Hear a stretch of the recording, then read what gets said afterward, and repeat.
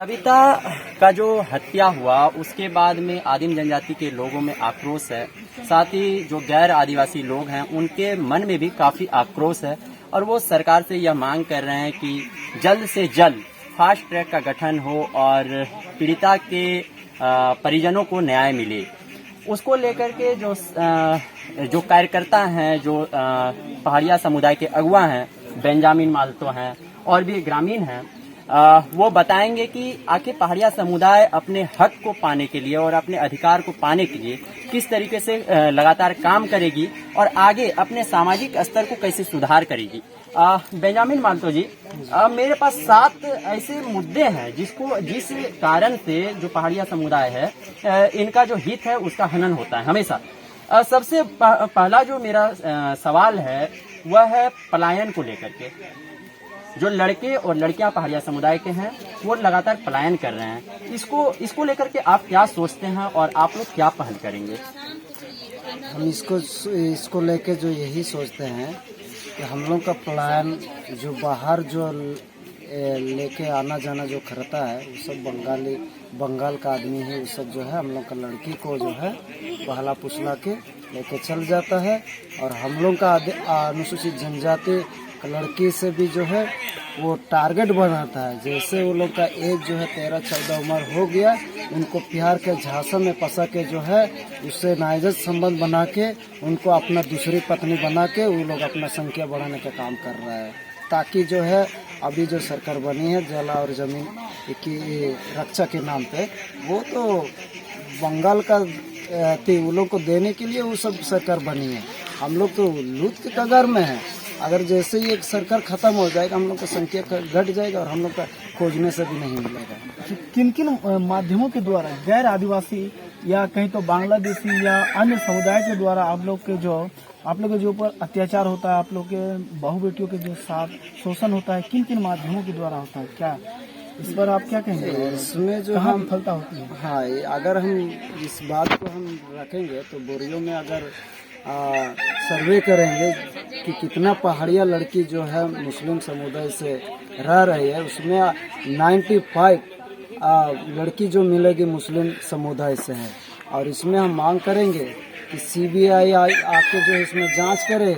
अगर सीबीआई अगर नहीं आए तो कल जो है मुस्लिम राज यहाँ करेगा पहाड़िया अनुसूचित जनजाति महिला और हम लोग के ऊपर। और जब इस चीज़ को अगर हम लोग आवाज़ उठाते हैं तो वो लड़का लोगों के ऊपर जो है टारगेट बनाता है। अगर इस चीज़ को अगर हम प्रस्तुत करेंगे तो खुद आप आज का न्यूज में देखिए, गोली बार के हत्या कर रहा है। हाँ, अवैध खनन के बारे में भी आवाज़ उठा रहा है तो हत्या कर रहा है, तो कौन हो सकता है? यही सब तो हो सकता है। पहाड़िया समुदाय के जो युवा लड़के हैं ये भी बाहर पलायन कर रहे हैं काम के तलाश में या चाहे फिर किसी भी तलाश में। इसको कैसे रोका जाएगा? इसमें तो क्या बोलेंगे हम, सरकार योजना लाभ देगी तब ना हम लोग यहाँ पे रहेंगे। अब जो है ऐसे भी तो बेरोजगार में पड़े हैं और कंगार है तो मजबूरन में चल जाता है। सरकार बनी है, अनुसूचित जाति जनजाति का रक्षा करेंगे, यहाँ तो भक्षक हो रहा है। यहाँ तो हम लोग को कुछ लाभ नहीं मिल रहा है, सरकारी योजना भी नहीं है। अब खुद आप गोड्डा पहाड़ देख लीजिए, चाहे तो पूरा पहाड़ी इलाका देखिए, हम लोग का कान है, हम लोग का खदान है, ये हम लोग का जमीन में जो है थ्रेसर चल रहा है, लेकिन पहाड़ में कुछ व्यवस्था नहीं है। भले हाईवे वो सब खूब बन रहा है, लेकिन हम लोग का पहाड़ जो है 1985 ना कब का सड़क जो है कच्ची निर्माण के, उसी में जो है अभी तक हम लोग गुजार पा सकते हैं। क्योंकि झारखंड एक खनिज संपदा से परिपूर्ण राज्य है, यहाँ पर अवैध क्रेशर अवैध खनन के मामलों में भी बहुत उजागर हुआ है और कहीं ना कहीं इस प्रकार का अवैध खनन जो हो रहा है वो पहाड़ों के जमीनों पर ही विशेष करके होता है। कि कहाँ तक विफलता है, किन किन कारणों से इस तरह होता है? क्योंकि क्रेशर से बहुत सारा अभी प्रदूषण वगैरह फैलता है।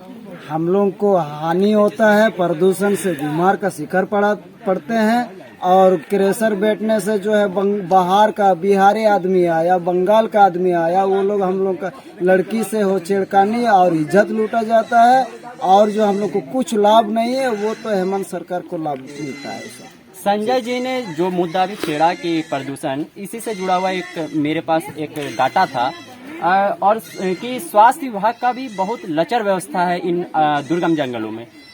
तो स्वास्थ्य विभाग का टीम आज तक, मैं पूछा था, अभी मैं आ रहा था जब, तो ग्रामीण बता रहे थे कि यहाँ पर आज तक स्वास्थ्य विभाग की टीम नहीं पहुँच पाई है। तो स्वास्थ्य विभाग की टीम जब नहीं पहुँच पाई तो आप लोग सरकार से क्या मांग करते हैं, और क्या स्वास्थ्य विभाग की टीम जो है वो सही मायने में यहाँ तक नहीं पहुँच पाई है और या काम कर रही है क्या नहीं? अगर स्वास्थ्य का टीम अगर पहुंचती तो जो प्रधानमंत्री जो टंकी जो निर्माण हुआ वो सबका सब जो है अच्छा होता। आप जो है उस चीज को अगर देखेंगे तो वो सब पहाड़ में जो जितना बना है, किसी का मोटर खराब, किसी का टंकी से पानी छू रहा है, कुछ नहीं हो रहा। हम लोग तो जितना पहाड़िया हम लोग रह रहे हैं, सब झरना से जो है रूखा हुआ पानी उसी को हम लोग यूज कर रहे हैं, पत्ता गिर के, और उसी को पानी पिएंगे तो हम लोग बीमार हो जाएंगे। बीमार से हम लोग का वैसे भी तो संख्या घट रहा है, फिर ऊपर से अगर वो टीम आती तो आज जो है पहाड़िया हम लोग बीमार का शिकार नहीं होते। इसी से जुड़ा हुआ एक चौथा मेरा सवाल था कि गंदे पानी का समस्या है, और आपने कहा कि गंदे पानी का समस्या है, तो इस पर जो स्थानीय जो प्रशासन है ये भी कुछ पहल करती है? नहीं करती है। पहाड़ में आके करती तो हम लोग का घर से लेकर हम लोग का रहन सहन, हम लोग का पानी सब अच्छा होता है, कुछ नहीं करती है।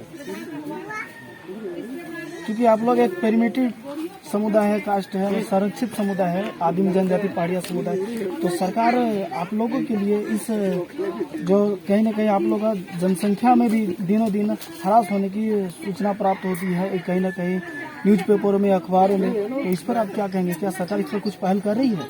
हम सरकार से हम यही निवेदन करेंगे, यही हम लोग का आदिम जनजाति से आग्रह है कि आप CBI पहुंचा दीजिए, और आदिम जनजाति का जो संख्या घटती हुई जा रही है उस चीज को रोकने के लिए प्रयास करेंगे।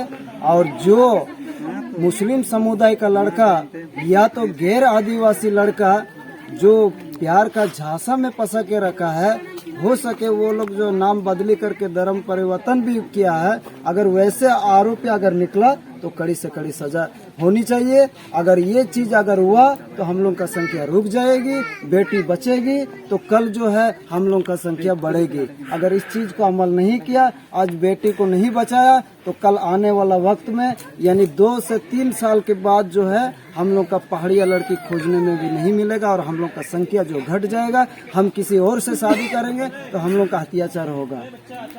बस ये बेंजामिन जी, एक और भी सवाल था कि आप लोगों का जो औसतन उम्र है यह घट रहा है, इसका क्या मतलब कि क्या लगता है आपको कि इसका मुख्य वजह क्या है कि जो आप लोगों का उम्र है वो घट रहा है? सभी लोगों का लगभग, और सरकार, और दूसरा यह भी सवाल था कि सरकार बहुत बार ऐसा पहल की है, और यह एक डाटा है, आंकड़ा है हमारे पास में। सरकार कहती है कि हम लोगों ने बहुत प्रयास किया कि पहाड़िया समुदाय के लोग पहाड़ों से नीचे तलहटी में अपने गांव को बसाए। क्या यह सच है, या आप लोग जाना ही नहीं चाहते नीचे? देखिए, सरकार कहते कुछ करते कुछ, ठीक है। अगर सरकार बोल रही है कि पहाड़ से नीचे उतरो, तो उतरने के लिए तैयार है, लेकिन जितना पहाड़ में हम लोग का जमीन है उतना हम लोग को नीचे दीजिए, हम लोग चल जाएंगे, नीचे रहेंगे। और ये तो कहते हैं सरकार कुछ करते कुछ, ये सब कुछ नहीं होता है। हम लोग तो यही चाहते हैं, हम लोग का पूर्वजन जो बिरसा तिलका मांझी उपजौरा पहाड़िया, वो जो है पहाड़ का राजा है, तो हम पहाड़ छोड़ के हम नीचे जाएंगे? पहाड़ वो तो सरकार जो बहला फुसलाने के लिए हम लोग को नीचे उतारने के लिए प्रयास कर रहा है। अगर हम लोग नीचे उतर गए तो पहाड़ जो है ये राजमहल क्षेत्रीय जो है वो हरियाली खत्म करने के लिए निर्णय कर रहा है, ताकि जो है अवैध खनन पूरा भरपूर चले।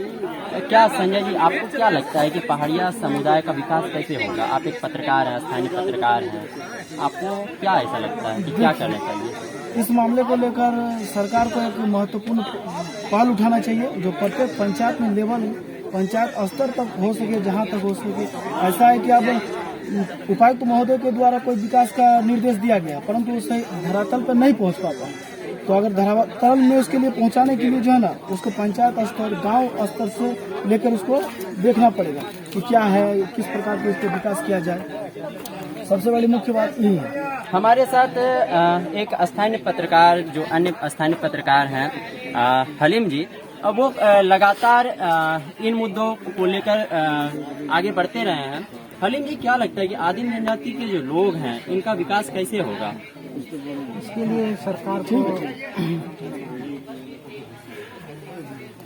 आपको क्या, आपका अनुभव, जो आप काफी दिनों से पत्रकारिता कर रहे हैं, तो आपका अनुभव क्या कहता है कि इन लोगों का विकास कैसे हो सकता है? विकास का मेन मुद्दा वही शिक्षा होना जरूरी है और स्वास्थ्य को लेकर क्या आप क्या सोचते हैं? स्वास्थ्य को यही है, हलीम जी बताएं कि स्वास्थ्य और शिक्षा दोनों यहाँ का जो मुख्य समस्या है और इनको लेकर के सरकार को पहल करना चाहिए और इन व्यवस्थाओं पर सुधार लाने की जरूरत है। और आगे मैं अन्य खबरों को भी दिखाऊंगा कि जो जनता से जुड़ी हुई खबरें हैं वो कैसा है और किस रूप में आप लोगों को पसंद आएगा और आप लोग किस तरीके से इन आदिम जनजातियों के विकास को लेकर चाहते हैं, क्या सार्थक पहल उठाना चाहते हैं।